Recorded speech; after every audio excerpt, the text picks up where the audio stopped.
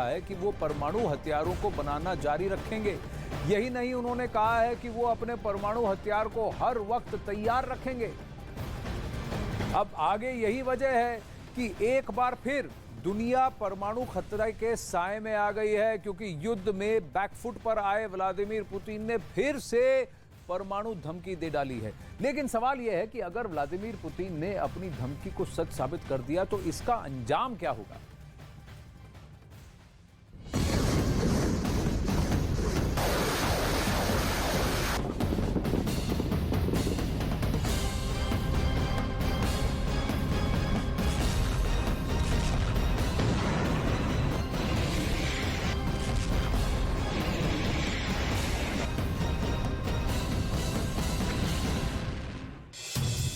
2023 में ही होगा परमाणु धमाका।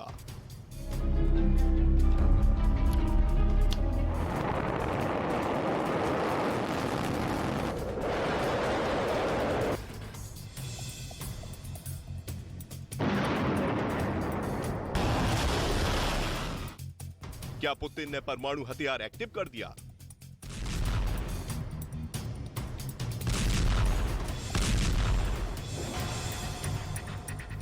विश्व युद्ध का काउंटडाउन शुरू हो गया है।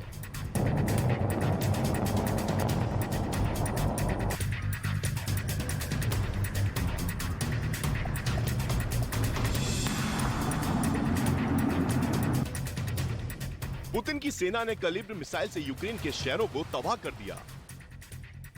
इस्कंदर मिसाइल का इस्तेमाल कर यूक्रेन के शहरों में बारूद बिछा दी।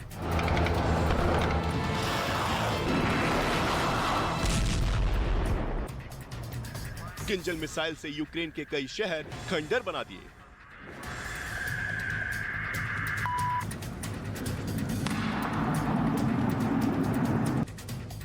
लेकिन अब डर इन मिसाइल सिस्टम का इस्तेमाल कर एटमी हमले का है।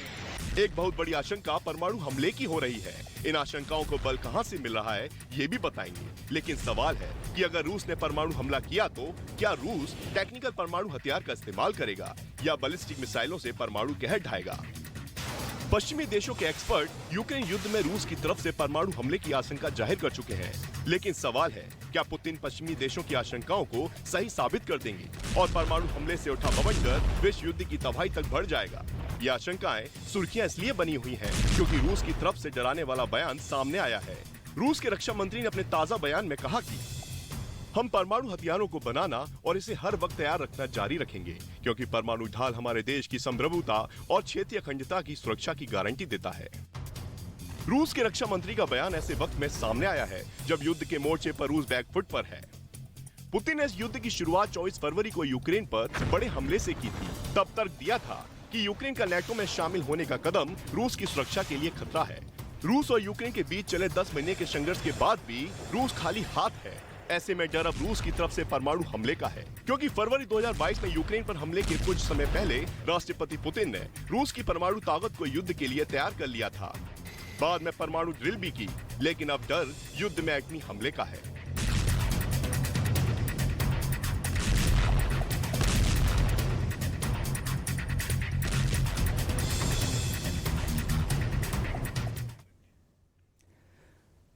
रूस बार बार परमाणु हमले की धमकी दे रहा है, लेकिन एक्सपर्ट मानते हैं कि रूस की यह धमकी अमेरिका और नेटो देशों को यूक्रेन से दूर रखने का एक पैंतरा है। लेकिन डर यह भी है कि अगर पुतिन ने पश्चिमी देशों की परमाणु हमले की आशंका को सच कर दिया तो क्या होगा। इसे समझने के लिए यह जानना आवश्यक है कि रूस के भंडार में कितने परमाणु हथियार हैं। अब फेडरेशन ऑफ अमेरिकन साइंटिस्ट नामक संस्था का यह दावा है कि रूस के पास 4500 यानी 4500 से ज्यादा स्ट्रेटेजिक न्यूक्लियर वेपन्स हैं, यानी रणनीतिक परमाणु हथियार हैं। इसमें से 1185 बैलिस्टिक मिसाइलें हैं। 1185 बैलिस्टिक मिसाइलें और रॉकेट्स भी इस लिस्ट में शामिल हैं जो लंबी दूरी तक मार कर सकते हैं, जबकि 800 ऐसे बैलिस्टिक मिसाइल्स हैं जो पनडुब्बियों से दागी जाने वाली हैं, तो यानी नेवल अटैक्स भी ये कर सकते हैं, सबमरीन यानी बिलो द सी। 580 परमाणु हथियार ऐसे हैं जिन्हें बॉम्बर से गिराया भी जा सकता है। तो रूस की न्यूक्लियर आर्सेनल और उनकी न्यूक्लियर शक्ति को कम आंकना गलती होगी। एक और बड़ी खबर आ रही है इसी युद्ध से जुड़ी। रूस यूक्रेन युद्ध के बीच एक बहुत बड़ा दावा सामने आया है।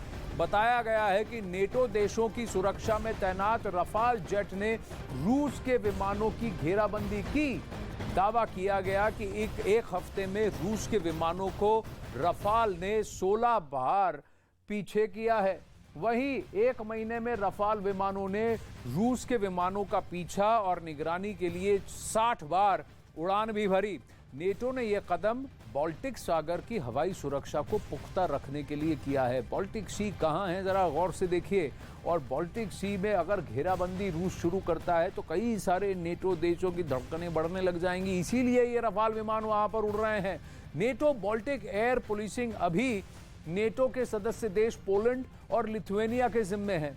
बाल्टिक एयर पुलिसिंग का मकसद लातविया, लिथुआनिया और एस्टोनिया जैसे देशों के हवाई इलाकों की रक्षा करना है, क्योंकि रूस वहां घुस गया तो फिर भारी पड़ जाएगा ब्रिटेन, फ्रांस जैसे नेटो देशों के लिए।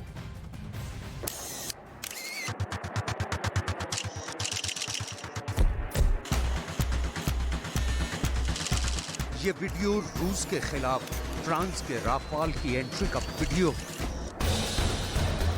इस वीडियो को देखते जाइए और तय करते जाइए रूस के खिलाफ नेटो ने कितनी ताकतवर घेराबंदी कर रखी है।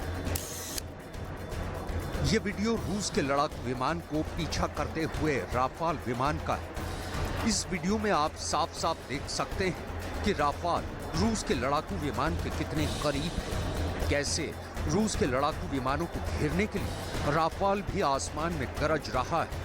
रूस के विमानों के एक्शन पर ऐसे ही नजर रखने के लिए नेटो ने राफाल को काम पर लगा दिया है।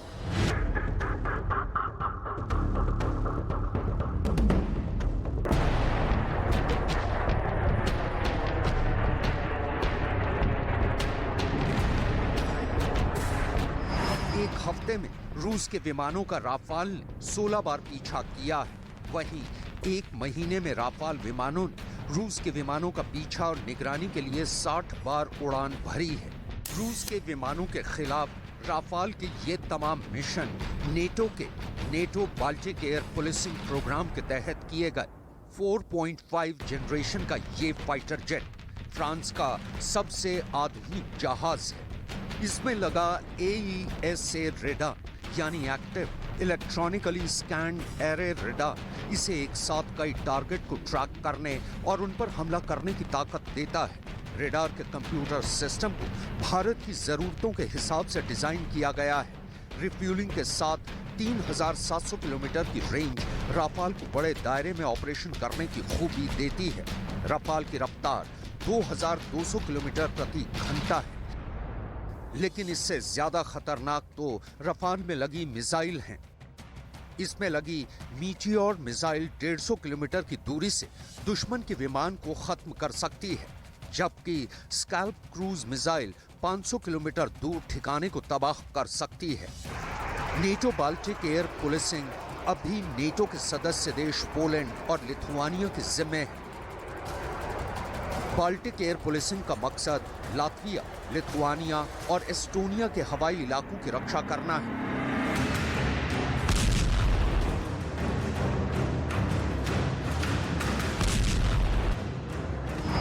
इसी मिशन के लिए नेटो के 30वीं फाइटर विंग के 4 राफाल फाइटर जेट लिथुआनिया में तैनात हैं। इन राफाल विमानों के जिम्मे रूस की मुख्य भूमि और कलिनिनग्राद से उड़ने वाले रूस के लड़ाकू विमानों से बाल्टिक देशों की हवाई इलाकों की रक्षा है।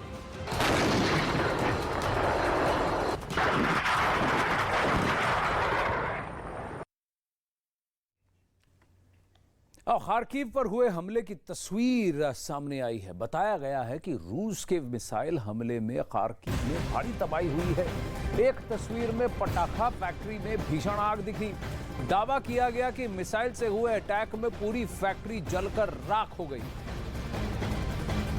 आइए आपको ये तस्वीर दिखाते हैं कैसे खार्किव, जहां पर वोल्गोराड जो खार्किव से सिर्फ 40 किलोमीटर उस तरफ रूसी पक्ष पे है, और खार्किव ही था जहां से सबसे पहले ये एक्शन आज से 11 महीने पहले स्टार्ट भी हुआ था। यहां पर देखिए ये पटाखा फैक्ट्री में मिसाइल स्ट्राइक और पटाखे इस तरह से फूट रहे हैं। लेकिन काफी भयावह था स्थानीय लोगों के लिए कि इस पटाखे फैक्ट्री पर भी अटैक हुआ।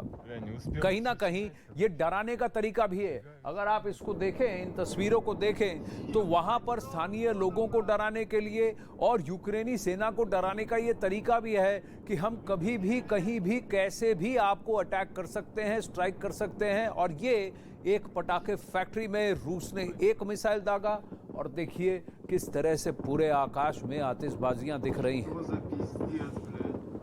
इस युद्ध के कई सारे मायने हैं। यूक्रेन जंग को लेकर नेटो के देश डरे हुए हैं। सबसे ज्यादा डर बाल्टिक देशों को है क्योंकि ये देश रूस के बेहद करीब हैं। मैं इसीलिए कहता हूं बाल्टिक सागर में बहुत कुछ एक्शन होगा और अगर रूस नेवल एक्शन प्लान करता है तो फिर वो थिएटर ऑफ एक्शन बाल्टिक सी की तरफ करेगा क्योंकि वो उत्तरी तरफ चला जाएगा। यहां काले सागर में से थोड़ा सा अटेंशन ढीला हो जाएगा, कम हो जाएगा नेटो देशों का। डर यह है, डर की बड़ी वजह यह है कि रूस के पास दुनिया के सबसे अधिक तादाद में परमाणु हथियार हैं। रूस ने अपना बहुत बड़ा परमाणु जखीरा कलिनिनग्राद में जमा कर रखा है, जिसकी सीमा बाल्टिक देशों से बहुत पास है। यूक्रेन युद्ध के शुरू होने के बाद से रूस और नेटो के बीच तनाव चरम पर है। रूस की मुख्य भूमि से कलिनिनग्राद तक जाने वाली रेल लाइन लिथुआनिया से होकर जाती है। यूक्रेन युद्ध के बाद लिथुआनिया में इस लाइन को बंद कर दिया गया था, जिससे पुतिन का पारा हाई हो गया और लिथुआनिया रूस के टारगेट पर आ गया है। रूस का कलिनिनग्राद शहर पोलैंड और लिथुआनिया से सीमा साझा तो करता ही है। एस्टोनिया और लातविया रूस की मुख्य भूमि से सीमा साझा करते हैं और इन दोनों देशों में मौजूद नेटो के ठिकाने भी यहां से काफी करीब हैं। यूक्रेन जंग के शुरू होने के बाद से ही बाल्टिक देश डरे हुए हैं। उन्हें रूस के हमले का डर सताता रहता है। रूस के पास दुनिया का सबसे बड़ा परमाणु बम है। रूस के पास दुनिया में सबसे अधिक तादाद में परमाणु बम है। रूस ने अपना बहुत बड़ा परमाणु जखीरा कलिनिनग्राद में जमा कर रखा है। कलिनिनग्राद से रूस के हमलों को कंट्रोल करने के लिए पड़ोसी नेटो देश कितनी बड़ी तैयारी कर रहे हैं, इसे भी बताएंगे। लेकिन उससे पहले रूस के उन हवाई हमलों को देख लीजिए जिस वजह से रूस के पड़ोसी देश खौफ में हैं।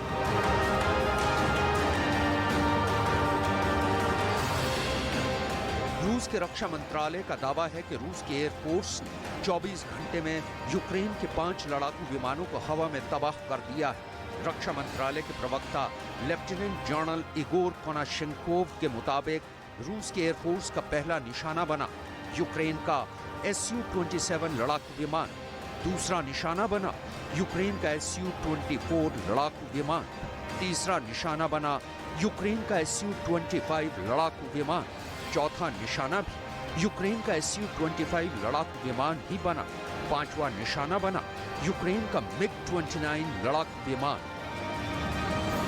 रूस के रक्षा मंत्रालय के दावे के मुताबिक रूस ने यूक्रेन के Su-27 को खार्किव में मार गिराया। वहीं Su-24 यूक्रेनी विमान निकोले पोलिये में, वहीं Su-24 डॉनबास में निशाना बना तो MiG-29 डोनेस्क में तबाह किया गया है। रूस के हालिया हवाई एक्शन ने भी यूक्रेन के पड़ोसी देशों को सचेत कर दिया है। इन देशों की खौफ का सेंटर पॉइंट है रूस का कलिनिनग्राद। कलिनिनग्राद बाल्टिक सागर से लगा है। कलिनिनग्राद 223 किलोमीटर के इलाके में फैला है। रूस की नौसेना के बाल्टिक सागर बेड़े का मुख्यालय भी कलिनिनग्राद में है। माना जाता है कि कलिनिनग्राद में रूस ने परमाणु हथियार भी लगा रखे हैं।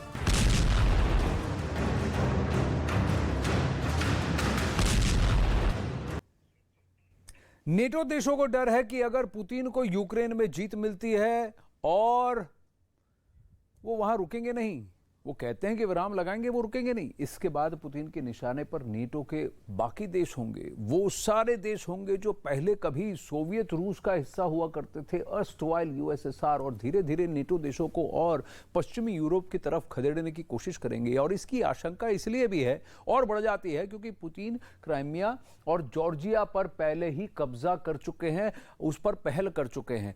आगे वो अपने इलाकों के विस्तार को धार देने में लगे भी हुए हैं। बेलारूस भी अब लगभग रूस के ही अधीन चल रहा है।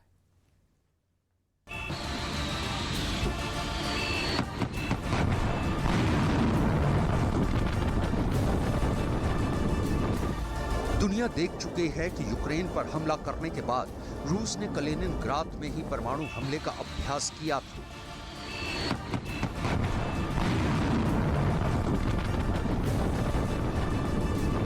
रूस की कई परमाणु हमला करने में सक्षम पनडुब्बियां इस बेस पर तैनात रहती हैं। ऐसे में कलिनिनग्राद के पड़ोस में मौजूद नेटो देशों को रूस के हमलों का खौफ सताता रहता है। नेटो कई बार आरोप लगा चुका है कि रूस नेटो देशों के साथ अपने सभी पड़ोसी देशों का रेडार नेटवर्क जैम करने की योजना बना रहा है। ये काम कंप्यूटर सिस्टम को हैक करने से भी कहीं ज्यादा मुश्किल है, लेकिन रूस की सेना के पास ऐसी तकनीक मौजूद है। ऐसा करने से एस्टोनिया, लातविया और लिथुआनिया को पूरी तरह से घेर लेगा। पूर्वी छोर पर तो इन तीनों देशों की सेनाएं रूस या बेलारूस से लगती ही हैं। पश्चिम छोर पर बाल्टिक सागर में पहुंचकर इन तीनों देशों को रूस की सेना घेर सकती है। यही वजह है कि तीनों बाल्टिक देशों के साथ साथ पोलैंड अपनी सैन्य क्षमता को बढ़ा रहा है। बाल्टिक देशों में नेटो ने अपनी चौकसी को और कड़ा कर दिया है। अमेरिका के मशहूर अखबार में छपी एक खास रिपोर्ट में दावा किया गया है कि अगर यूक्रेन में रूस की सेना को कामयाबी मिलती है तो पुतिन की सेना यूक्रेन तक ही नहीं रुकेगी। पुतिन का प्लान नेटो में शामिल लिथुआनिया, लातविया और एस्टोनिया पर भी कब्जा जमाने का हो सकता है। दावा किया गया है कि यूक्रेन में अगर जीत मिलती है तो जीत के बाद पुतिन का आत्मविश्वास चरम पर पहुंच जाएगा और इसके बाद वो पूर्वी यूरोप के कई और देशों को भी अपना निशाना बना सकते हैं। इसकी आशंका इसलिए भी और बढ़ जाती है क्योंकि पुतिन क्राइमिया और जॉर्जिया पर पहले ही कब्जा कर चुके हैं। साथ ही अपने प्रभाव का विस्तार करने के लिए वो पड़ोसी देशों के तानाशाहों के साथ गठजोड़ बना रहे हैं। पुतिन का प्लान रूस, यूक्रेन, बेलारूस को मिलाकर एक नया यूनियन स्टेट बनाने का है, जिसका पावर सेंटर मॉस्को होगा। दरअसल पुतिन की मंशा सोवियत यूनियन की वापसी कराने की है, जिसमें पहले यूक्रेन तो शामिल ही था। बाल्टिक देश एस्टोनिया, लातविया और लिथुआनिया भी उसका हिस्सा हुआ करते थे। लेकिन सोवियत संघ के टूटने के बाद रूस के बाद जो सबसे बड़ा देश बना वो यूक्रेन है। इसलिए दावा किया गया है कि सोवियत संघ की घर वापसी के प्लान में पुतिन का पहला निशाना यूक्रेन बना है। यूक्रेन के बाद बाल्टिक देशों का नंबर आ सकता है। 2004 में एस्टोनिया, लातविया, लिथुआनिया नेटो में शामिल हो गए। आज की तारीख में तीनों देशों में मौजूद नेटो के सैन्य ठिकाने रूस के लिए खतरा बने हुए हैं। रूस के इस मिशन को आगे बढ़ाने में कलिनिनग्राद बहुत ही अहम साबित होगा, क्योंकि कलिनिनग्राद दक्षिण में पोलैंड से जुड़ा है और उत्तर में इसकी सीमा लिथुआनिया से जुड़ती है। यही वजह है कि रूस से संभावित टकराव के लिए पोलैंड भी बहुत बड़ी सैन्य तैयारी कर रहा है, जिसका पहला चरण अमेरिका से अब्राम टैंक की पहली डिलीवरी है।